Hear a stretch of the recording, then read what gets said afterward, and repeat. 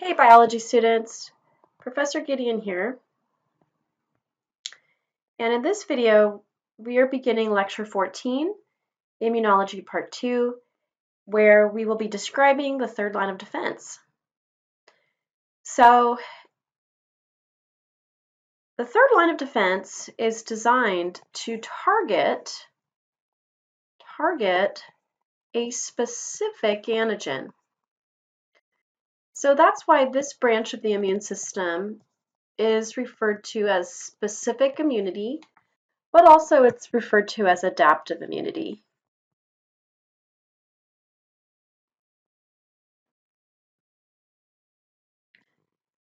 Remember, the first and second line of defense are components of innate immunity or nonspecific immunity. And what that means is it's a one-size-fits-all approach, regardless of the type of pathogen that has invaded the body.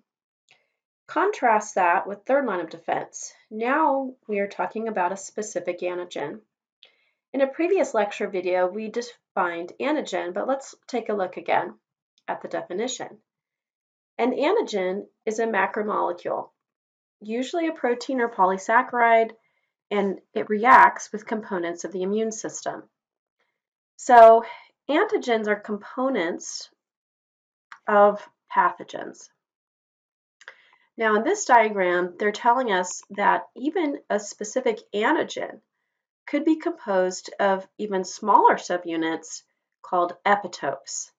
And you're going to see that word epitope show up in the lab activity this week, where we investigate how human pregnancy tests work. So if we have a pathogen, bacteria, virus, fungi, whatever, that pathogen is composed of many antigens, different proteins, different polysaccharides, and then those antigens can be composed of many epitopes, even smaller binding sites that exist on the antigens. Let's take a look at this story here. So the disease cholera is caused by Vibrio cholerae, a gram-negative bacteria. V. cholerae use flagella to swim through the mucus lining the small intestine to reach the intestinal wall, where they cause infection. Many of the symptoms of cholera, watery diarrhea, dehydration, are the result of an exotoxin produced by V. cholerae. Based on the above information, what are 3 antigens that our immune system could use to recognize the bacteria here? Okay, so remember, pathogens are composed of different potential antigens. So 3, can you name 3? So that's right, flagella. Remember, flagella is composed of flagellin proteins. Okay, it's gram-negative. So the gram-negative component here, this would be, we could specify the cell wall, parts of the cell wall. What would that be? Maybe peptidoglycan or lipopolysaccharide. Those could all be antigens the immune system could react with. And then what else? Exotoxin. Exotoxin is a protein that is secreted by the cholera bacteria, and it's what causes the watery diarrhea symptom. So this gives you an idea now of how the immune system in adaptive immunity would mount a specific response against one of these particular antigens. So who are the players in the third line of defense? Well, if you recall, the third line of defense is coordinated by 2 different categories of lymphocytes.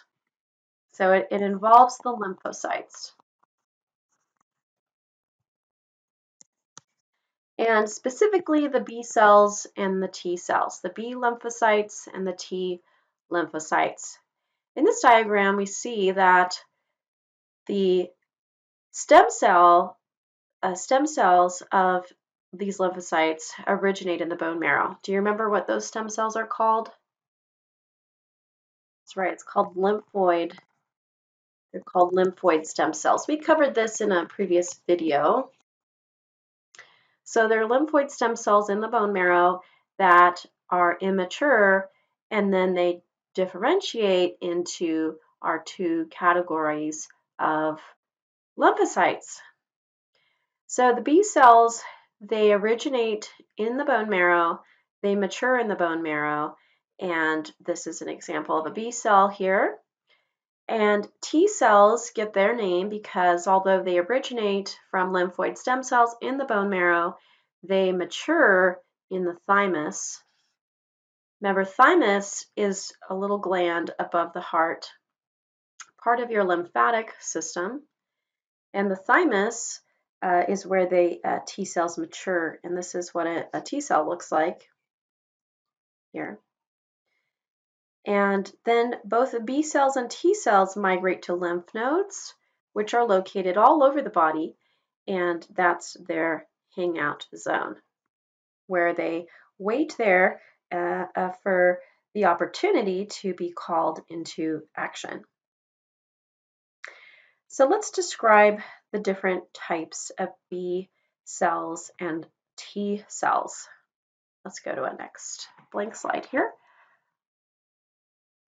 So let's talk about B cells. Okay, so B cells originate and mature in the bone marrow, and you would think that is why they are called B cells, wouldn't you? And certainly that can help you remember that they are called B cells because they originate and mature in the bone marrow. That's not how they got their name. They got their name because B cells were first originally discovered in chickens, in a lymphatic organ of chickens called the bursa. So the bursa gland in chickens, this is where they were first identified. So that's where they got the name B cells. That's just a little fun fact for you. Okay, so what do B cells look like? Well, recall when we see lymphocytes under the microscope, they are small and they have a very dark center. Usually it's actually stained purple, but I have my black pen here. So they've got a very large nucleus, circular stained nucleus that fills most of the cytoplasm. And then the B cell has a very specialized receptor on its surface. We call it the Bcell receptor, and it looks like a capital Y. So draw a capital Y and draw it so that the stem of the Y is attached to the surface of the B cell. And so this is called the Bcell receptor, which we abbreviate BCR, although it actually is a specific, it's actually an antibody. So we haven't talked about antibodies yet, but it's actually an antibody, which is a protein, okay? And antibodies can be attached to the surface of B cells, although the majority of them are secreted out of the B cells. But antibodies can also be also AKA for also known as, they're also known as immunoglobulins, or abbreviated IG. So an antibody is also known as an immunoglobulin. So the B cell receptor is actually an antibody, It's actually an immunoglobulin, and it's actually immunoglobulin class D. D as in dog. IgD is how we would write that. More on that in a future video. Okay, so this is what an inactive B cell looks like. We'll call it an inactive B cell. Now, there's another word for that.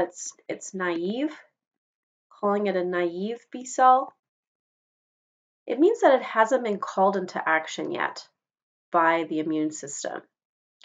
Now, something to realize about every B cell is that each B cell has a unique B cell receptor that binds to a specific antigen. So our bodies generate millions, maybe even billions of unique B cells, where each B cell recognizes and can bind to a specific antigen.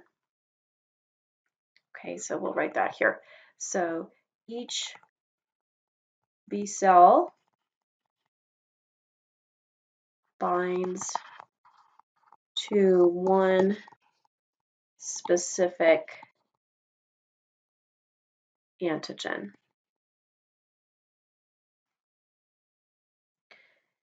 And we'll talk about B cell activation in a future video, but when the B cell becomes activated, so more on this activation process later, but when activation happens, the B cell differentiates into a very active cell with lots and lots of rough endoplasmic reticulum. So that's what all these little layers are. This would be all rough ER. And this cell is called a plasma cell. And plasma cells secrete antibodies, but only one specific type of antibody. So when it secretes the antibody, it's these little Y-shaped proteins that get secreted out of the plasma cell. And we're talking millions of these get secreted out of plasma cells, and they enter the blood. And that's another really important thing to realize about how B cells react, is that the activation and the response of the B cells. So the big thing that B cells do, this is their big job. Let's put it in red, put a big box around it. This is the job of the B cells. Secrete antibodies. That is their goal. Secrete these Y-shaped proteins that have a very, very important function in adaptive immunity. And we'll do a whole video on antibodies because they're so important in what they do. But these antibodies do get secreted into the blood. And that is how the B cells are going to assist. They are going to assist the adaptive response by producing antibodies specific to a particular antigen. So by the way, let's just go ahead and say that from that cholera story, let's go ahead and say that that toxin from the cholera bacteria is floating around the blood. So let's go ahead and make this red dot. We'll call this exotoxin from the cholera bacteria. So cholera bacteria will secrete exotoxin. And so exotoxin will be floating through the bloodstream, and the antibody produced specific to that particular antigen. Remember, exotoxin would be an example of an antigen. And I always write antigens as capital A, lowercase g, antigen. So those antibodies would bind like a magnet. Think of them like little magnets where the tips of the Y are the magnet piece. And we see that the antibody comes, and actually we could get a whole bunch of these antibodies that would be coating the surface of the exotoxin. And what does that do? Well, that actually inactivates the toxin. So we call that neutralization, and that's one of the functions of antibodies. There's actually 5 functions of antibodies, so future video, we'll detail that out for you. But this function is what we would call neutralization. It means that the antibody coats or binds to the surface of the antigen to inactivate. Okay, it inactivates the toxin. So the antibody, by the way, when I write antibody, I write AB. So antibody inactivates the antigen. So in this case, it's a toxin, is the particular antigen. So these antibodies will assist by preventing that toxin from moving throughout the blood and causing damage.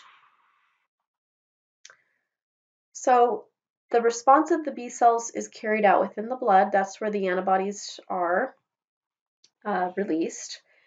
And the plasma cell is one type of B cell. That's the sort of major important one. But then there's a second type. So some of those plasma cells will stick around as memory B cells. So that's the other important type of B cell, is called the memory B cell. And what that means is that now you have multiple copies of this particular B cell that has a receptor, that B cell receptor, that recognizes exotoxin from cholera. So if you ever got infected with the cholera bacteria a second time, had a second exposure, well, these memory B cells would be patrolling the blood. They would bind to the exotoxin, begin to secrete antibody immediately, and wipe out the bacteria before it has a chance to cause disease. So those are the 2 important B cells that you should be aware of. Now let's talk T cells, T lymphocytes. So T lymphocytes originate in the bone marrow, and they mature in the thymus gland. That's how they get their name, T, okay, comes from that. So T cells, there are 3 types of T cells that you should be aware of.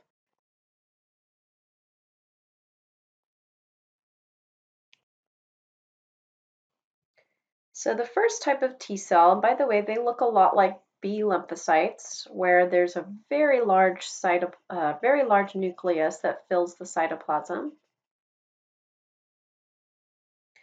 And T lymphocytes also have a receptor on their surface.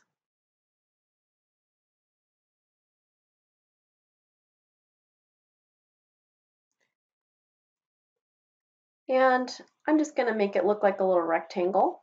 Okay, so they have a receptor on their surface, and this receptor is called the TCR, which stands for the T cell receptor.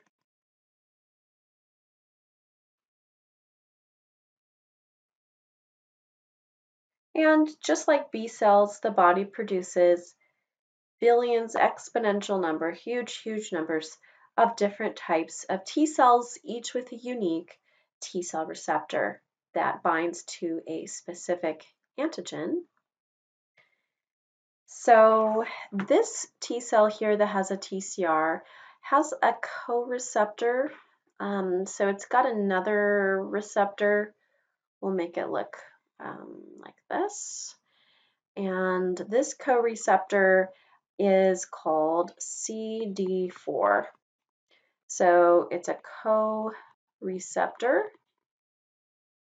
And if you see the CD4, we would write that as CD4 positive. So it has a CD4 co-receptor. And this type of T cell is called a helper T cell.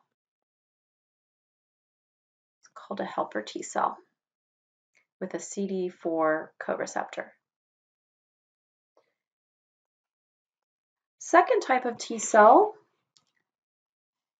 looks very much the same. Large nucleus, circular, fills the cytoplasm. Also has a TCR, so has a T cell receptor, but it has a different co-receptor. We'll make that a different color. Co-receptor. And this co-receptor is called CD8. So this cell will be CD8 positive. It carries the CD8 co-receptor. And the name of this cell is a cytotoxic T cell. And sometimes that's also referred to as a T subscript C cell, also referred to as a CD8 positive T cell. Those all mean the same things. Also over here for helper T cell, let's write that this can be referred to as a TH cell or a CD4 positive T cell.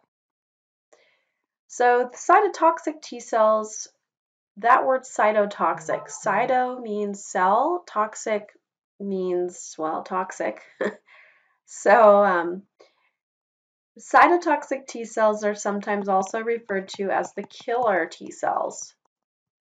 So their job is going to be to kill